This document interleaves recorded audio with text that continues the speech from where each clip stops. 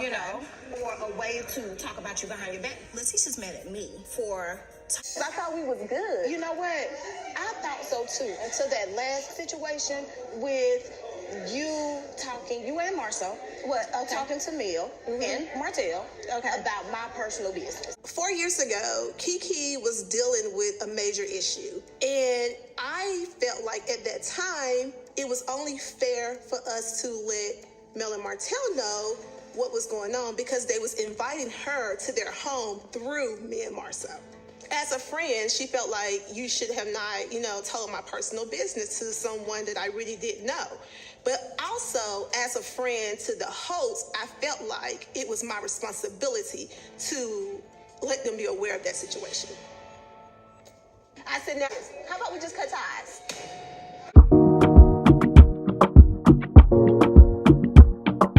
Hi everyone, welcome back to my channel. This is Sammy Sampi, and today we're going to review another episode of Love and Marriage Hunstville. Right into it. So the first scene is between Mel and Tiffany. They're catching up. Tiffany is letting her know that she didn't really like the way Stormy came at her during the pajama party, and Mel is listening and she's agreeing that Stormy came a little bit hard on her. So then they get to talk about the situationship. Tiffany gets to open up a little bit about her first marriage. She's explaining to Mel that she's previously been married before and that her husband died and that she was not the best in the relationship, that basically she left the marriage because financially it was not okay. She felt like her husband was working really hard and that she was also working really hard, but that she couldn't see any results. And she felt that that was enough for her to leave the marriage. And Mel is listening to her and she's explaining, and I felt that Mel was not being very genuine at some point. Like there's like a couple scenes where Mel is like making faces and stuff like that, and the part is wondering, is Mel really a true friend to Tiffany at that moment when Tiffany actually opened up, which she has never really done before, especially during the first season? I thought that Mel didn't seem as genuine. And then she's letting us know that her husband died and that she really had unconditional love from him and that she's made mistake. Tiffany is admitting that she's made mistake, that she was really young, and that because she had that unconditional love from her husband at the time, she basically did some things that she shouldn't have done.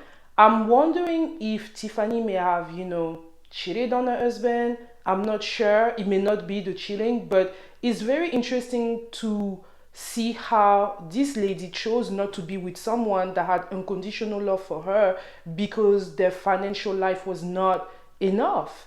And one thing I've learned is that a lot of marriage does not work because of finances.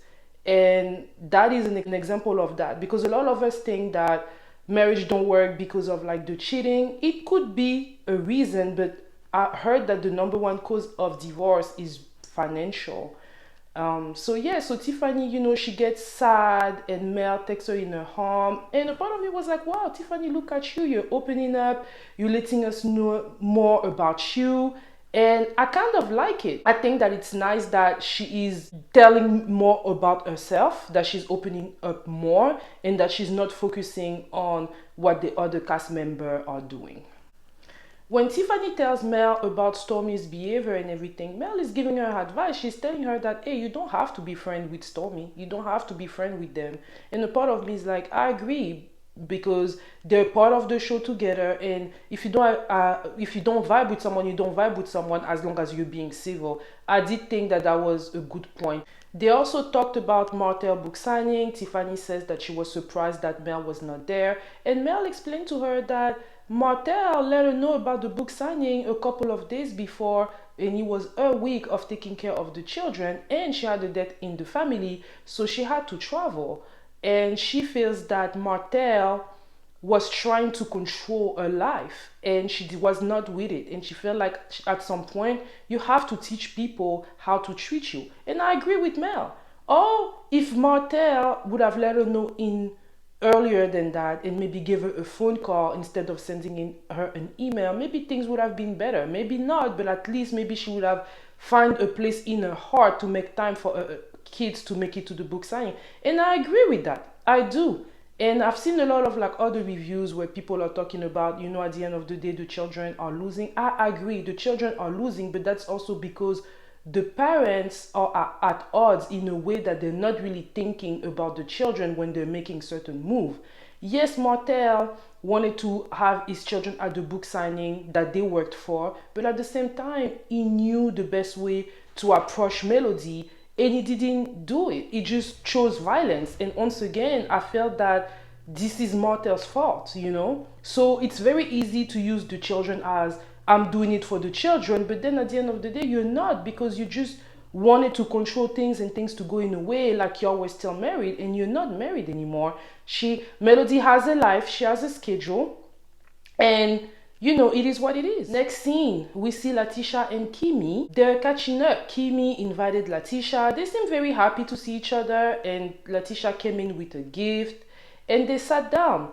They're catching up. Keke tells her that she had a great time in Puerto Rico. She's ready to travel again, and it was really nice. And I'm happy for Keke. Then Keke is letting her know that Mel threw a party where Tisha and Destiny were not invited to, but her cousin Keke was invited to, and she was shocked about it. So she wanted to let Tisha know what was said. She said that her name came out a lot, especially from Melody and Destiny, and Tisha is shocked. She's explaining to us that her relationship with her cousin was not always the best, but she thought that they were in a better term. So she's surprised, and she's definitely, you know, planning on talking to her cousin. And Keke is telling her, I really felt uncomfortable because your name came out a lot and you was not even there. So that did not make me feel good. So I just wanted to let you know. And I was like, that was really good of Keke. And Keke is also letting her know that she knows that during the reunion, they've had some discussion, and she just wanted to know that whenever she said what she said is because they were at odds. But at the end of the day, they're a family. She loves Tisha and she will never give up on her. But she just wanted Latisha to understand that she doesn't like to fight a lot. And at that point, she felt like Latisha and her were fighting a lot. And that's just not the type of person that she is. So yeah, I'm glad that they came to an understanding. I really hope that they're not going to fight again. I do hope that Latisha learns something from that situation. She doesn't always have to agree with Keke and with what Keke says, but at least one thing we can agree on is that Keke is pretty honest and she's very good at communicating. So even if you don't agree on something, you can agree to disagree and, you know, not have all the back and forth. So I'm glad that they're in better terms, and Latisha is planning on talking to her cousin Keke to get to the bottom of the situation. Scene, we see Marsau and Maurice. They are at the Seagull Lounge and they're catching up. Maurice just got back from the Puerto Rico vacation, honeymoon, and he's telling Marsau that Keke was totally different during the vacation. This is not the same Keke is used to, and he had an excellent time. And I'm like, I'm glad you had a good time during your honeymoon. And then they're catching up, and we have Big Lou coming, and it's time for him and Marsau, you know, to talk. So they all go and they sit down, and Lou gets straight to the point. Lou is telling Marsau that he did not like the way Marsau came at him during the reunion. He felt that Marsau came in a little bit hard, and Marsau felt like, yeah, I was a little bit hard, but I was fair. And he's like, how were you fair? And Marsau was like, well, during the entire season, you and your wife were criticizing my marriage. And when I decided to marry Latisha when we were 26 years old, I took my vow seriously. So it does not make me feel good to see people that recently just got married and that had previous divorce before criticizing my marriage. It didn't make me feel good. And that is the reason why I went hard on you. And Lou is like, yeah, but that was a little bit hard. And he was like, no, you have no right to talk about someone's marriage. Like, you wouldn't feel comfortable if I was talking about your marriage that way. And Maurice intervened and he was like trying to like diffuse the situation and explain to Lou where Marsau was coming from. And Lou agreed with Maurice, but I felt like sometimes he would make like some smart comment. You know, when someone just like the back and forth of the talking, and I'm like, Lou, at this point you're gonna have to accept that you and your wife criticized their marriage and you didn't know them like that. And Lou was like, well, I've known of you for a long time. I've known you for a long time. And Marsau was like, no, you've known of me. You and I were never close. So you don't really have the right to talk about my marriage. And I agree with Marsau. Like, marriage is very big where I would not advise people to talk on, especially on others people's marriage, because you don't know what's going on. You're not in the deep into their marriage. You don't even, and even if you know, this is something that I wouldn't advise to talk about, especially when it's to criticize others people's marriage. So they finally get to an agreement, and they dap it out. And then Maurice is telling his brother, so don't you feel like you need to apologize to Big Lou? And he's like, why? Because you were very offensive toward him. And then Marsau didn't really want to apologize, but he did. And Maurice was like, yeah, whenever we were younger, Marsau was really easy with that. He was very prone to, giving apologies and stuff like that. But like, over time, he doesn't know if it's the money or anything, but Marsau has really changed. And I'm like, Maurice was just trying to get his brother to apologize. Since his brother doesn't want to apologize to him, he's like, you're going to apologize to someone. That was good though. But I'm glad that the guys came to an agreement, and I hope that this will not happen again so that we can move on. Next scene, we see Martell and his manager, and they're basically planning for a lot of business that Martell has. It's very interesting because in the previous season, I didn't know that Martell has so much going on, and now he has the wine, he has the children book, he also has like a healthy eating cookbook, and I'm like, can he even cook? Can you please let me know in the comment? And then he had a lot going on. He has a fitness page, so they're talking about it, and his manager is basically letting us know that Martell is booked and busy. He has a lot going on. They're working, they're working hard.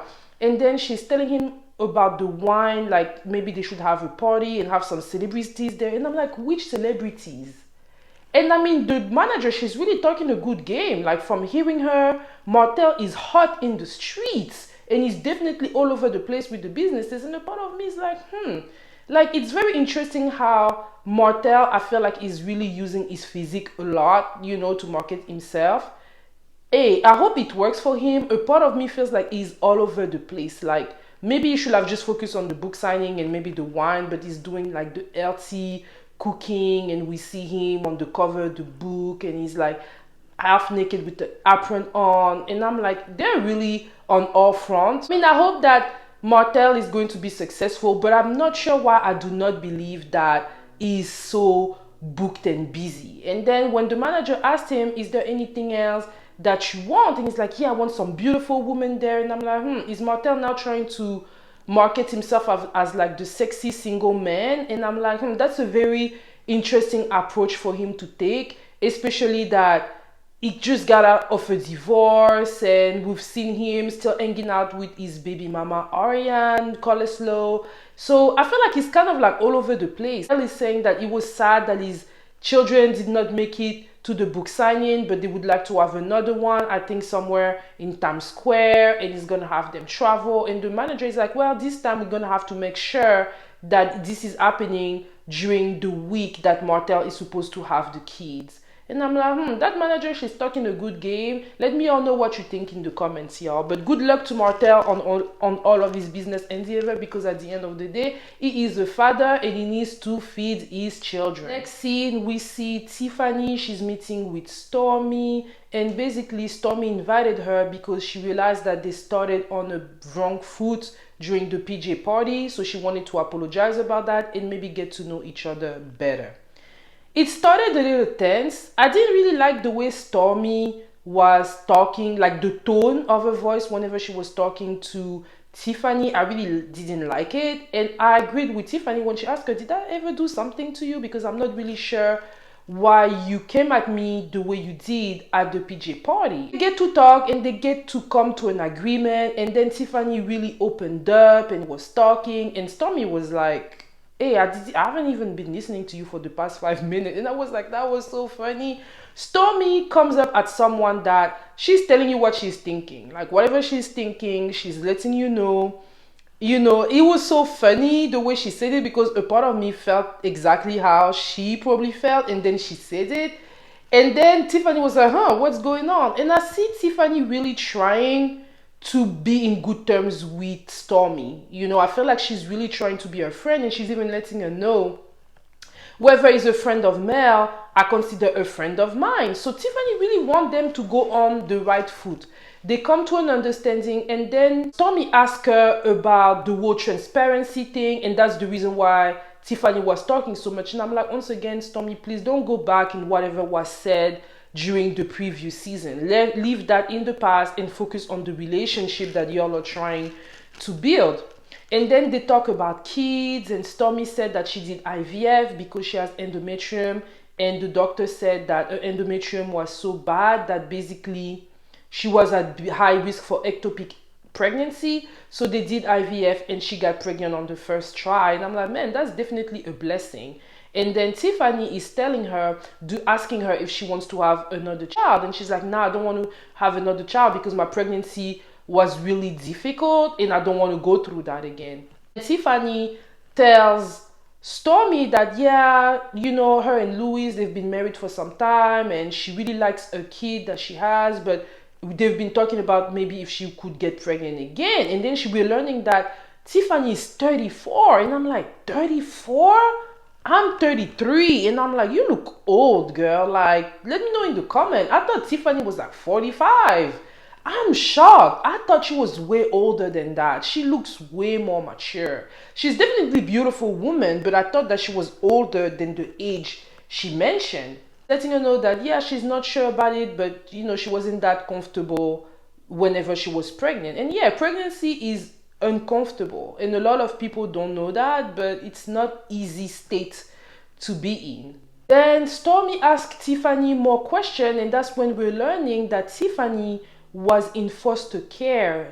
Her mom, a biological mom, left her in foster care, and basically the parents that she has are not her biological parents. I'm like, oh man, that must be hard. And then she's saying that she's trying to get in contact with her biological father, so that's something that she's working on. Okay, yeah, that would be a good storyline for Tiffany. See, instead of focusing on what the other couple are doing, you have a lot of stories. Like you seem like an individual that have a lot of background, and I would like to know more. Let me know in the comment if you would like to know more about Tiffany's background. Next scene, we see Latisha, like the cigar lounge that she owns with Marsau. She's talking to Kimmy's son, and she's asking him if he's gonna go home and everything. They're just talking, trying to make sure that he's doing a good job.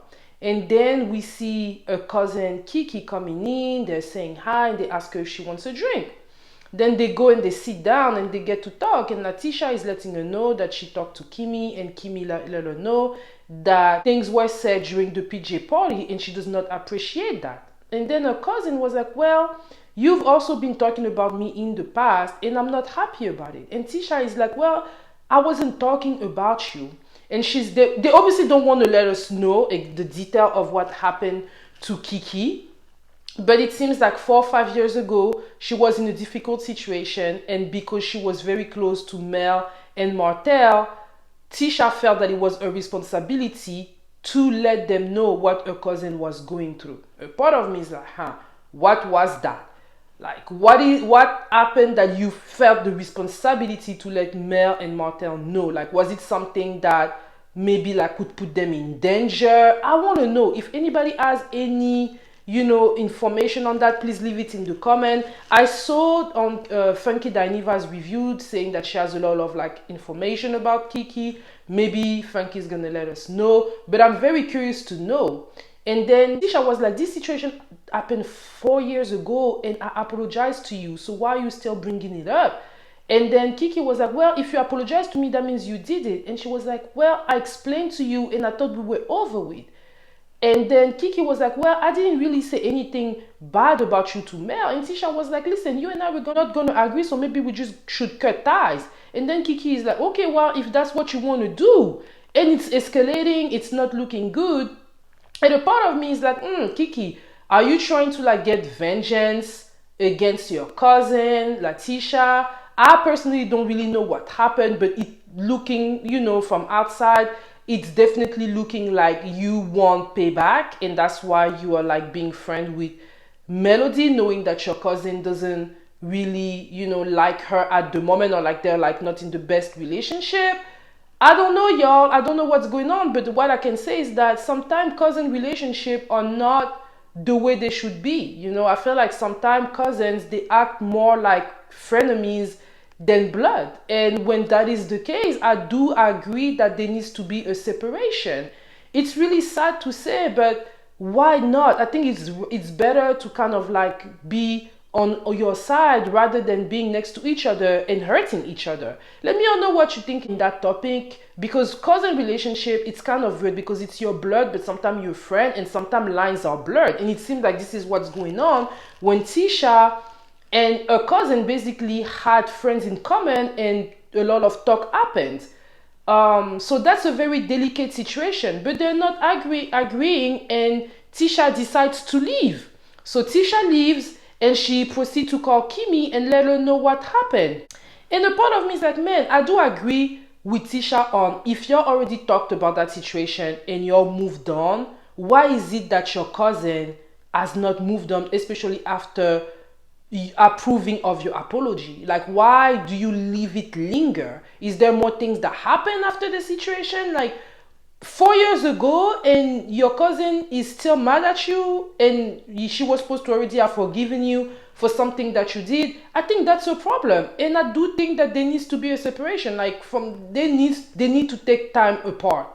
And her cousin definitely need to like not try to get vengeance, because it's just only going to bring them hurt, and then you cannot really go back from that. And we do not want family member, blood relative to have that type of relationship. And then we see Keke coming to talk to Tisha when Tisha is on the phone with Kimi, and it ends there. That's it, guys. That's it for today. That was my review of Love and Marriage Hunstville. I thought that episode was really good. It went by really fast. For those of you that are new here, I invite you to, and for those of you that have been here with me and following me, thank you all so much for the support you've been providing me so far, and I invite you to leave me a comment so that we can debate on this episode. I will see you all next week. Bye.